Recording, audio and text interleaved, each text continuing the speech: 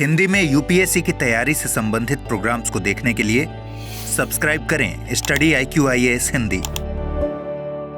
नमस्कार, बहुत बहुत स्वागत है आप सभी का स्टडी IQ-IAS हिंदी के इस कार्यक्रम में। मेरा नाम है अतुल जैन और आप लोग जानते हैं कि मैं आपके सामने लेकर आता हूं आज के दिन की खास खबरें, बड़ी खबरें जो कि आपकी तैयारी के लिए महत्वपूर्ण हैं। तो भारत और कनाडा के जो संबंध हैं उनमें जो गिरावट है वो रुकने का नाम ले नहीं रही है। हम सभी जानते हैं कि भारत और कनाडा में हाल ही में क्या हुआ कि कनाडा में एक खालिस्तानी व्यक्ति, एक खालिस्तानी आतंकवादी जो कि कनाडा का सिटीजन था, हरदीप सिंह निज्जर, उसकी हत्या में कनाडा सरकार ने भारत का हाथ होने का आरोप लगाया। भारत ने इस आरोप को खारिज किया कि भाई ऐसा हमने कुछ नहीं किया है, ऐसी किसी भी गतिविधि में हम लोग इन्वॉल्व नहीं है। आमतौर पे देश जो है अगर उनको इस प्रकार का संदेह भी होता है, इस प्रकार की कोई बात उनको लगती भी है, तो वो इस बात को सार्वजनिक रूप से जाहिर नहीं करते, एक दूसरे के साथ डिप्लोमेटिक चर्चाओं में इसका प्रयोग करते हैं। लेकिन जिस तरह से जस्टिन ट्रूडो की सरकार ने, जो कि कनाडा के प्रधानमंत्री हैं, उन्होंने जिस तरह से इस बात को पब्लिकली उठाया, सार्वजनिक तौर पे, सार्वजनिक मंचों पे इसके बारे में चर्चा की, ऐसा प्रतीत हुआ कि वो दुनिया को इसके बारे में बताना चाहते हैं।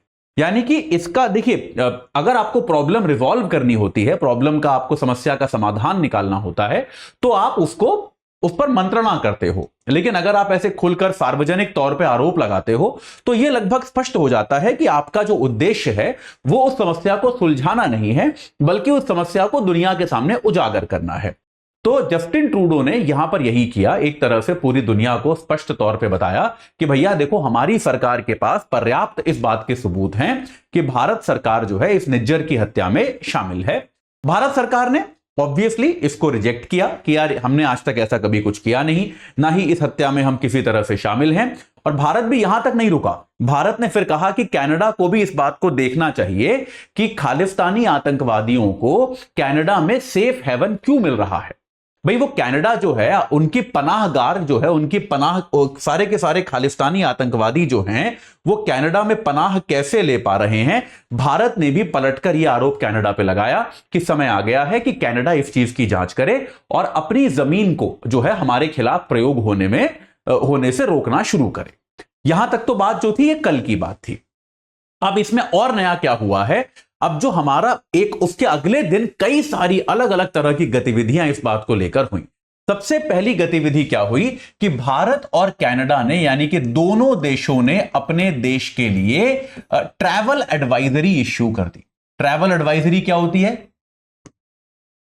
कि भाई देश क्या करते हैं, अपने नागरिक जो कि उस देश में जा रहे हो उनको सलाह देते हैं। तो भारत और कनाडा दोनों देशों ने, या कनाडा सरकार ने कैनेडियन नागरिकों के लिए जो भारत आ रहे हैं, और भारत सरकार ने भारतीय नागरिकों के लिए जो कनाडा जा रहे हैं, ट्रैवल एडवाइजरी इश्यू कर दी कि वहां पर अभी जो परिस्थिति है वो बहुत अच्छी नहीं है। हमारी जो परिस्थिति है वहां पर वो बहुत अच्छी नहीं है, आप संभल कर ही जाएं, अपनी सुरक्षा का ध्यान रखें। इस प्रकार की, जब आमतौर पर कब इश्यू होता है, जब किसी देश में दंगा हो रहा हो। जैसे मान लीजिए आप अपने नागरिक को, आप कहीं, आपका नागरिक जा रहा है, मान लीजिए अमेरिका जा रहा है, शिकागो जा रहा है, लेकिन वहां पे जब BLM के दौरान काफी दंगे फसाद हुए थे, तो उस समय भारत सरकार एक ट्रैवल एडवाइजरी इश्यू कर सकती है कि यार आप इन क्षेत्रों में जाने से बचें। या फिर जैसे मान लीजिए भारत में मणिपुर में दंगा हो रहा है, तो दुनिया भर की सरकारें अपने नागरिकों को यह ट्रैवल एडवाइजरी दे सकती हैं कि आप भारत जा रहे हैं, कोई दिक्कत नहीं है, लेकिन अगर आप भारत के मणिपुर राज्य में जाएं तो कृपया सचेत रहें, वहां पर अगर आवश्यक ना हो तो मत जाएं। तो इस प्रकार की ट्रैवल एडवाइजरी इश्यू होती हैं। यह दिखाता है कि सरकार का दूसरी सरकार में ज्यादा विश्वास नहीं है। तो पहला काम दोनों सरकारों ने यह किया, लेकिन चलिए तब भी इसको आप एक सामान्य कदम मान सकते हैं। उसके बाद इंटरेस्टिंग चीजें आई कि दोपहर आते आते ऐसी खबर आने लगी कुछ सूत्रों से कि भारत ने कनाडा के नागरिकों को भारत का वीजा देने पर प्रतिबंध लगा दिया है कि कनाडा के जो नागरिक भारत आना चाहते हैं उनको भारत आने के लिए भारत का वीजा चाहिए। तो भारत सरकार ने उस वीजा पर प्रतिबंध लगा दिया है। यह खबर कैसे आई आपको मैं बताता हूं, ये मैं आपको एक्चुअल चीज दिखाता हूं।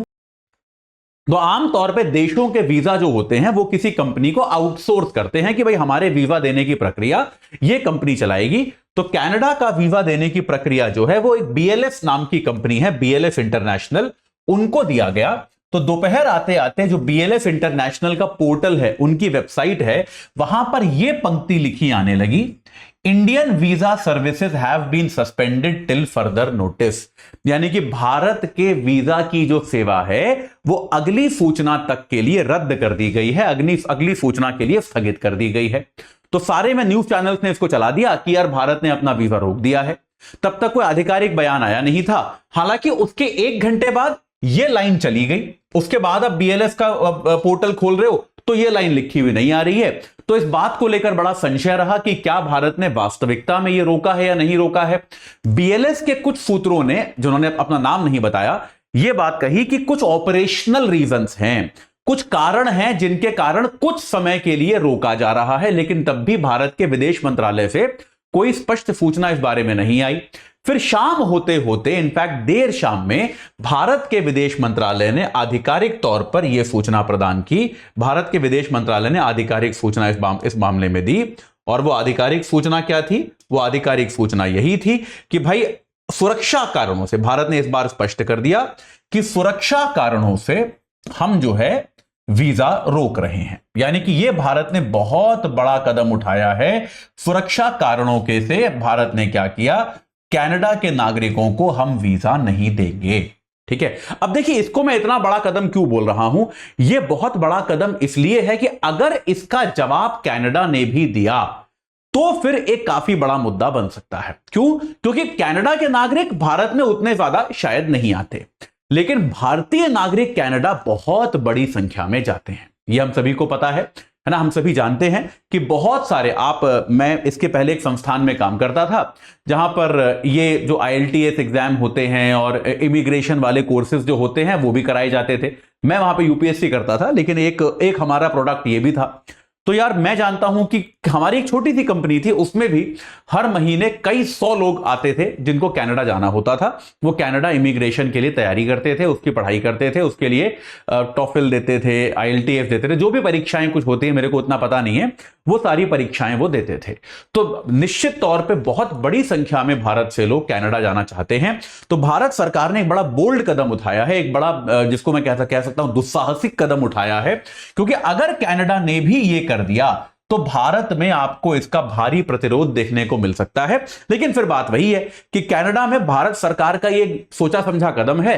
कनाडा शायद ऐसा नहीं कर पाएगा क्योंकि भारतीय समुदाय जो है वो कनाडा में बहुत मजबूत है, बहुत बड़ा है। और अब आमतौर पे अगर भारतीयों की एंट्री पे जस्टिन ट्रूडो साहब बैन लगाएंगे तो उनको चुनावों में इसका बुरा परिणाम देखने को मिल सकता है। लेकिन अपने आप में ये बहुत बड़ा एक संबंधों में गिरावट है। एक ऐसे देश से जिससे हमारे मित्रवत संबंध थे, जहां पर बहुत बड़ी संख्या में भारतीय रहते हैं, संबंधों में बहुत बड़ी गिरावट है कि हम अब उसके नागरिकों को वीजा नहीं दे रहे हैं। मतलब ऐसा तो हम पाकिस्तान के साथ भी नहीं करते कि यार पाकिस्तान के नागरिकों को भी भारत का वीजा मिल जाता है। ऐसा नहीं है कि नहीं मिलता है, मुश्किलात से मिलता है, दिक्कत से मिलता है, लेकिन मिल जाता है। तो यार ये तो हम किसी भी देश के साथ नहीं करते। जो हमने अब कनाडा के साथ किया है कि सुरक्षा कारणों से हम कनाडा के नागरिकों को किसी भी प्रकार का वीजा अब अभी कुछ समय के लिए, जब तक अगला नोटिस नहीं आता, नहीं दिया जाएगा। भारत के वीजा पर प्रतिबंध अभी कुछ समय के लिए लगा दिया गया है। यह अपने आप में बहुत बड़ा कदम है। तीसरी चीज जो भारत के विदेश मंत्रालय ने कल करी, वो क्या किया? कनाडा से कहा कि अपना राजनयिक स्टाफ आप कम करो। भारत सरकार ने कनाडा से क्या कहा कि भैया आपके जितने राजनयिक स्टाफ जो हैं, जो भारत में काम करते हैं, वो प्रोपोर्शनेट नहीं है। इसका मतलब मैं आपको समझाता हूं। देखिए उसके 1 दिन पहले भी भारत यह आरोप लगा चुका था कि हमको पता है कि आपके राजनयिक स्टाफ में, आपके दूतावास में बहुत सारे कर्मचारी ऐसे हैं जो भारत विरोधी गतिविधियों में शामिल होते हैं, जो भारत के खिलाफ जासूसी करते हैं, वगैरह वगैरह। इस तरह की बातें जो हैं वो आपके दूतावास के लोग करते हैं। ये भारत पहले भी आरोप लगा चुका था। तो अब भारत ने स्पष्ट तौर पे कहा है कि भाई देखो, कनाडा को कहा है कि अपना राजनयिक स्टाफ जो है आप घटाओ। और ऐसा भारत ने क्यों कहा है? क्योंकि एक संतुलन होना चाहिए। भारत ने कहा संतुलन होना चाहिए। संतुलन का मतलब क्या है कि यार जितने लोग हम तुम्हारे यहां भेज रहे हैं, तुम भी हमारे यहां उतने ही भेजो। जैसे मान लो भारत है, और ये एक अंतर्राष्ट्रीय संबंधों का एक सामान्य प्रक्रिया है। ये इसमें कुछ बहुत अनोखी बात नहीं है। भारत है, कनाडा है, ठीक है। अगर भारत कनाडा में मान लो 50 लोगों का राजनयिक स्टाफ रखे हुए है, और कनाडा भारत में 200 लोगों का राजनयिक स्टाफ रखे हुए है, तो यह सही नहीं है, यह संतुलित नहीं है। तो आमतौर पर देश इस तरह की मांग करते हैं कि भाई हम संतुलित स्टाफ रखें, जितना हमारा है उतना ही आप भी रखो, हम उससे कम नहीं कर रहे हैं, लेकिन वो आसपास ही होना चाहिए। संतुलित स्टाफ की हमको आवश्यकता है। ये एक बात भारत ने कनाडा से कही है। आज सुबह सुबह की जो रिपोर्ट्स हैं उनके हिसाब से कनाडा ने अपने अधिकारियों को वापस बुलाना भी शुरू कर दिया है, यानी कि ये जो एक संतुलन है ये स्थापित होना शुरू हो गया है। देखिए, ये सारी चीजें क्या होती हैं? ये सब होती हैं पावर मूव्स, ये सब होती हैं देशों की एक दूसरे को ये जताने की प्रक्रिया कि यार हम आपके साथ प्रसन्न नहीं हैं, हमारे आपके साथ संबंध जो है वो अच्छे और सामान्य नहीं हैं। देशों की एक दूसरे को जताने की प्रक्रिया जो है वो ये है। इसका और कोई तात्पर्य नहीं है। मुझे इस बात में कोई हैरानी नहीं होगी अगर कुछ समय बाद कनाडा की वीजा सर्विस भी दोबारा चालू हो जाए। लेकिन हां, भारत और कनाडा के बीच जो मधुर संबंध होते थे, जो अच्छे संबंध होते थे, जो एक प्रक्रिया रही है, हमेशा से हमारा इतिहास रहा है। हालांकि पिछले कुछ दशकों से संबंध बहुत अच्छे कभी भी नहीं रहे, तो उसमें एक निश्चित तौर पे एक बहुत ही ज्यादा विजिबल, बहुत ही ज्यादा एक गिरावट आ गई है। और इस गिरावट को भरना कैसे है, इस गिरावट से पार कैसे पाना है, निजात कैसे पाना है, यह भारत और कनाडा दोनों देशों को साथ मिलकर सोचना पड़ेगा। अभी के लिए इसकी ज्यादा संभावनाएं नजर आती नहीं हैं, क्योंकि आप देख सकते हैं जिस तरह के कदम भारत सरकार ले रही है, और इस तरह का रिटेलिएशन कनाडा से भी अपेक्षित किया जा सकता है। ठीक है, चलिए अभी के लिए इतना ही। इसमें और कुछ होगा तो मैं आप सबके सामने एक बार दोबारा उपस्थित होऊंगा, और तब तक के लिए आप याद रखें कि यार हमारा 2024 के लिए P2I बैच जो है 22 तारीख से, यानी कि आज से आ रहा है। अगर आप अब तक नहीं जुड़े हैं तो जुड़ जाओ भाई। देखो, ज्यादा टाइम है नहीं 2024 के लिए, आपकी पूरी तैयारी ये बैच कराएगा। प्रीलिम्स की कराएगा, मेंस की कराएगा, इंटरव्यू की कराएगा। इस बैच को लेने के बाद आपको कुछ भी और करने की आवश्यकता नहीं पड़ेगी। एजे लाइव कोड याद रखो, 29,999 में मिल जाएगा। अगर आप 2025 के एस्पिरेंट हैं तो आपको 1 साल एक्स्ट्रा कोचिंग मिलेगी, 1 साल एक्स्ट्रा क्लासेस मिलेंगी। सिर्फ 6,000 रुपए एक्स्ट्रा देके एजे लाइव कोड लगाइए, 35,999 में हमारा 2025 का P2I बैच आप लोग ले सकते हैं। अगर अब तक जुड़े नहीं हैं तो कृपया इससे तुरंत जुड़ जाइए और अपनी तैयारी को आज ही शुरू कीजिए। इसमें आप डिले मत कीजिए। मेरे साथ इस सत्र में जुड़ने के लिए आप सभी का बहुत बहुत धन्यवाद। हिंदी में यूपीएससी की तैयारी से संबंधित प्रोग्राम्स को देखने के लिए सब्सक्राइब करें स्टडी IQ IAS हिंदी।